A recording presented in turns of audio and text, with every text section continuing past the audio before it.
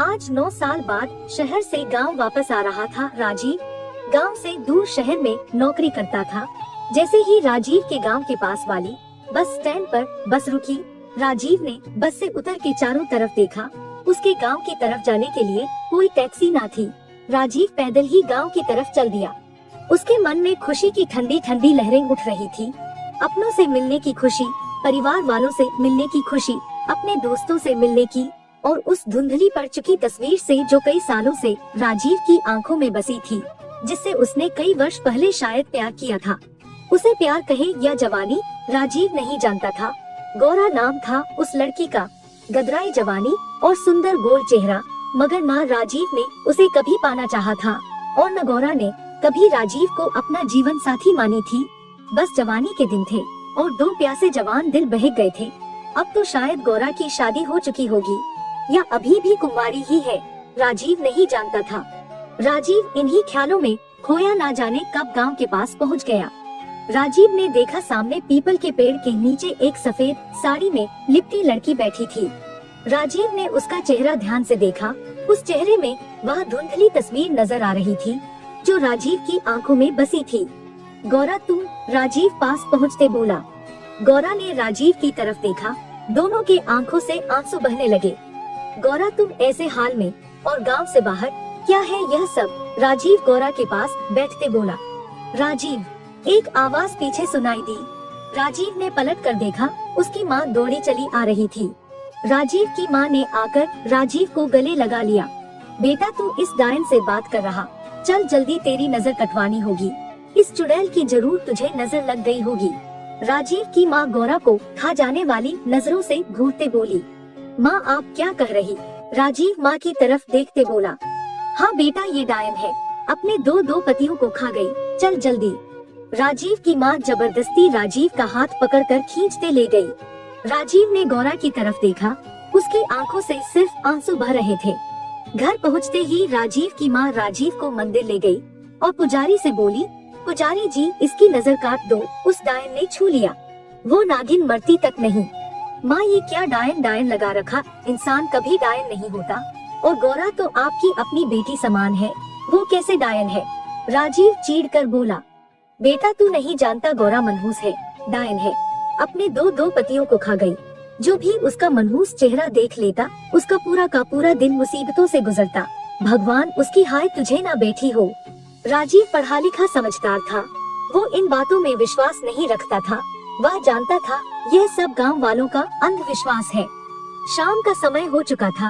राजीव का दिल भारी भारी था। उसे न गांव में अच्छा लग रहा था, न परिवार में। उसकी आंखों में बार बार गौरा का आंसू से भरा चेहरा तैर रहा था। राजीव गांव से बाहर उस पीपल के पेड़ के नीचे पहुंचा।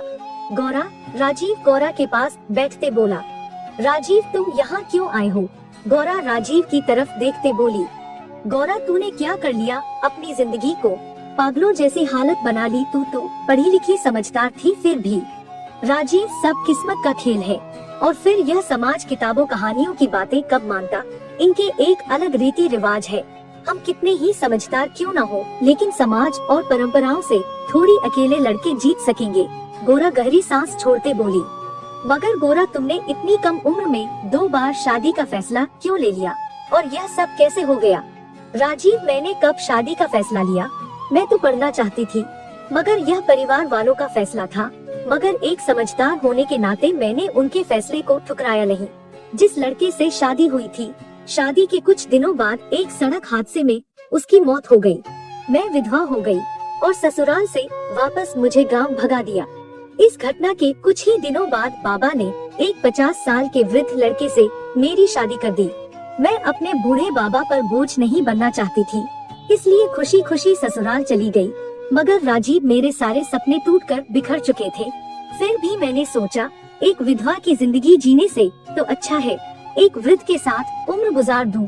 लेकिन राजीव, वो लड़का शराबी और दिल का मरीज था, और एक दिन वह मुझे अकेला छोड़कर इस दुनिया से चला गया। ससुराल वालों ने मुझे ना जाने क्या क्या कहा, मनहूस, चुड़ैल, डायन, और मुझ पर इतने सितम ढाए कि मुझे मायके आने पर मजबूर कर दिया। मगर राजीव, मैंने यहाँ आकर देखा, यहाँ भी सब कुछ बदल चुका था। गांव वाले भी मुझे मनहूस कहते व घृणा की नजर से देखते। यहाँ तक कि मेरे अपने भी मुझे मनहूस मानते, इसलिए मैं सुबह से गांव से बाहर आ जाती और रात को अंधेरे में घर जाती ताकि कोई मेरा मनहूस चेहरा न देखे। अब तुम ही बताओ राजीव, यह सब में मेरा क्या कसूर है? गोरा सिसकते बोली। गोरा की आप बीती सुनकर राजीव की आंखें भर आई। राजीव के मन में गोरा के लिए बहुत प्यार उमड़ आया था। गोरा, तुम किसी और लड़के से शादी क्यों नहीं कर लेती? अब कौन करेगा मुझसे शादी? दूर तक कोई लड़का रिश्ते को तैयार नहीं होता और मैं भी अब शादी नहीं करना चाहती। अब तो जितने भी जिंदगी के शेष बचे दिन ऐसे ही काट लूंगी। गोरा आंसू पोंछते बोली। राजीव काफी समय तक गोरा के पास बैठा रहा, फिर घर आ गया। राजीव को समाज से नफरत हो गई थी। यह कैसा समाज है जो 22 साल की मासूम लड़की की 50 साल के बीमार युवक से शादी कर दी और अब उसे विधवा की जिंदगी जीने पर मजबूर। अभी उसकी सारी उम्र शेष है, ऐसे रो रो कर कब तक जाएगी? जन्म मृत्यु तो भगवान के हाथ है, इसमें बेचारी गोरा का क्या दोष? औरतें तो देवी का रूप होती है, फिर वह मासूम डायन मनहूस कैसे हो सकती? यह हमारा समाज कैसी अंधविश्वास की परंपराओं में घिरा है। राजीव इन्हीं विचारों में खोया रहता और आज 7 दिन बीत चुके थे। राजीव पुनः वापस शहर जा रहा था, मगर उसका दिल रो रहा था।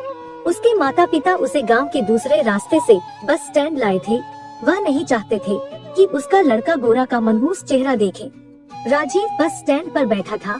माता पिता वापस गांव लौट चुके थे, मगर राजीव की आंखों में गोरा का चेहरा था और वह दर्द भरे शब्द बार बार कानों में गूंज रहे थे। राजीव वापस गांव की तरफ चल दिया। देखा, गोरा घुटनों में सिर झुकाए बैठी थी। गोरा, मैं वापस शहर जा रहा और शायद कई सालों बाद वापस आऊंगा या न भी आऊं, मगर मैं तुमसे कुछ पूछने आया। राजीव गोरा के सामने खड़ा होकर बोला।